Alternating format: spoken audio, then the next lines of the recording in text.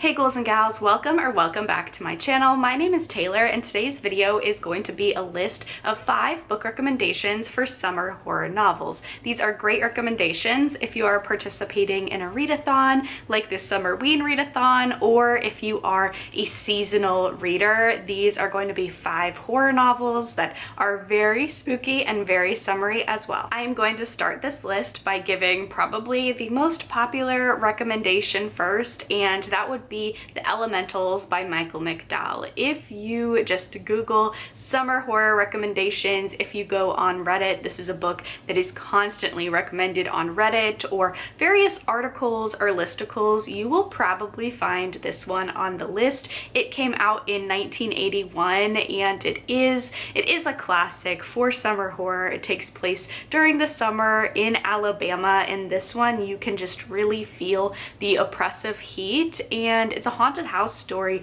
that takes place on the Gulf Shore, which is an interesting setup because when you think Gothic, you might think maybe countryside or in the middle of the forest or something that is not on a beach, seaside in the bright daylight, but this is what this book delivers. In this book, we follow 2 different families. They have been families for such a long time and they are intertwined with each other in a lot of ways, and when the matriarch of one of these families dies, they decide to go to their vacation spot along the Gulf Coast. They each own a Victorian house that is right on the coast, and it's on like a little stretch of land that is a man-made island. There are 3 Victorian houses. Each of the families owns one of the houses, and the third house has always sat vacant as these 2 families are recovering from this devastating loss and trying to enjoy themselves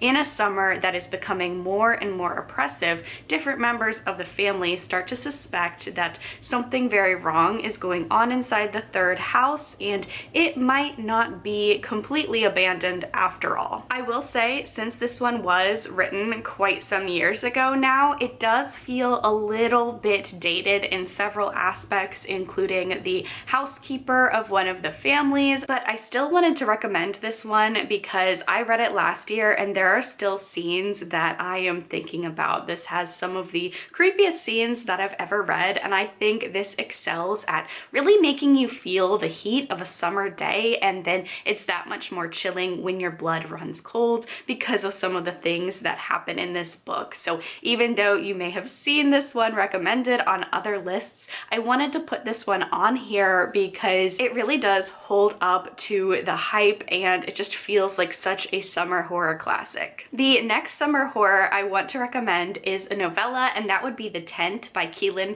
Burke. And this one was really fun for me to read because it takes place in Hocking Hills, Ohio, which is a park that I have visited several times. So that was fun to me to read a book in a location that I have been to before, and it's such a gorgeous park and forested area, and I have been camping there before, so this added an extra layer of scare factor for me. But this is about a campsite at Hocking Hills, and there is a tent in the middle of the woods, and you are recommended when you are hiking, when you are camping, do not go off the trails, do not go in the woods and explore on your own, obviously, because that is dangerous behavior. You don't want to get lost, but in this scenario also because there is a tent that you might stumble across, and don't go inside if you do find that tent. So this is a novella. It's a fun little, I almost want to say kind of a little bit of a slasher, not so much, not a generic man in a mask slasher, but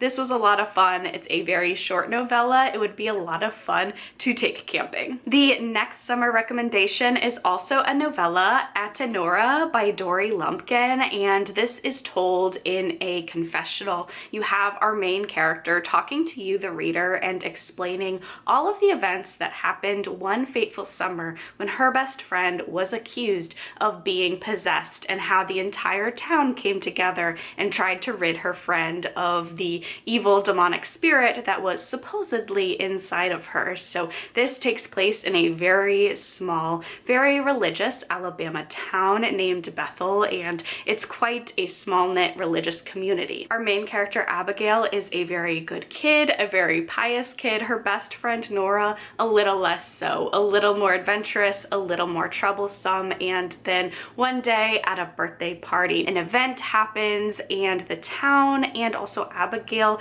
kind of wrestle with the fact that potentially Nora is possessed. But as the reader, we discover with Abigail potentially some deeper meanings to that and whether or not this girl was actually possessed or not. So this is a great book because it takes place in the summer, and it also, this is another one where you really feel that oppressive sweltering heat, and that oppressive heat really works hand in hand with the other oppressive novels of this novella. So I really enjoyed this one. I think this one is the least hyped book on this list just in terms of ratings on review sites. So this is definitely like my hidden gem if you like religious horror and you want a horror that just feels so sweltering. This would be a great summer novella to check out. My next recommendation is All the Hearts You Eat by Hailey Piper, and this one has been compared to it just in terms of scope and coming of age themes, and I do think that's not like a one-on-one exact comp title, but I think if you like the themes of friendship and standing up against cosmic horror odds, then you could like this one as well if you did enjoy It by Stephen King. So we are following a coastal town. This is a summery cosmic gothic story about this very small town. It's one of those towns that really comes to life in the summer and depends on tourism to keep it alive, and we are following a variety of characters. At the beginning of this book, a young girl's body is washed up on the beach, and we're following the woman who discovers the body on the beach, who feels a kinship to this body and wants to figure out, it's very ambiguous. Is it foul play? Was it a suicide? Was it an accident? She is really determined to figure this out. She just feels a kinship to this young girl who died. And then we're also following the girl's friends as they are trying to come to terms with their grief. All of the friends, they're like all 17, 18, 19, so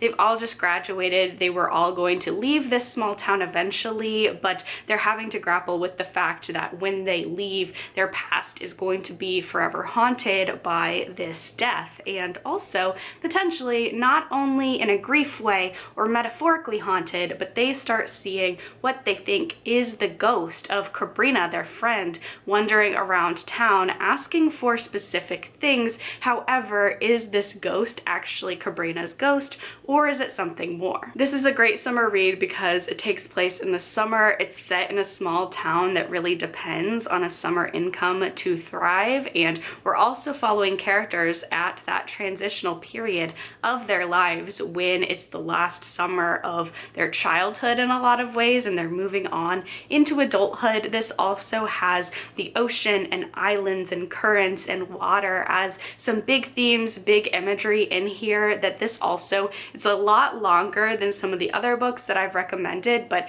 this would be a great beach read if you are looking for something that is a horror book for the beach. A lot of scenes take place in water or on the beach, so that could be fun. Lay out a blanket, lay out a towel, and read on the beach about some pretty gory, horrific things that are happening on a beach. And then last but not least, I'd like to recommend Hide by Kiersten White, and this one is so fun. It's a paranormal high-stakes game of hide and seek with deadly consequences. So we follow main character Mac, although what I like about this one is we do follow a variety of other different characters, but she has been chosen to participate in this reality TV show game, and she is currently living in a homeless shelter. It's a life-changing sum of money, so even though she doesn't want to participate in a reality TV show, and even though the game of hide and seek is actually pretty traumatic to her for reasons that you explore throughout this book, she feels like she has no other choice but to accept. And so Mac and 13 other contestants are shuttled into this abandoned theme park, and the rules seem pretty simple. You pick a place at the beginning of the day to hide, and you hope that you don't get caught. If you get caught, you get eliminated, and the last person standing wins a ton of money. However, as the days go on and the contestants are eliminated, the people in this competition start to wonder, start to worry that this is a more life or death situation. So I really liked this one. I know this one is very controversial. People either really don't like it or really like it, but I just think the setting of an abandoned amusement park is so fun. It's like, it feels very urban exploration-y as we follow our main characters. They're hiding in dark rides or on top of roller coasters. The setting for this one is just a lot of fun, and I just feel like really captures like a fun summer vibe. I feel like summer is a great time to go to a theme park, especially if you live in the Midwest or somewhere where your theme parks are not open all year round. Then summer is theme park season, and just the theme park location, it's a place where you're supposed to have a lot of fun. So when horrific things start happening, it just feels like a really cool location to set a horror in. So that is my last recommendation. So those are 5 horror books that I think are just perfect to read in the summer. If you enjoyed this video, please be sure to give it a thumbs up, leave a comment down below, let me know if you would like a part 2 to this video, subscribe to my channel so you don't miss any of my content, stay safe, stay spooky, and have a great summer.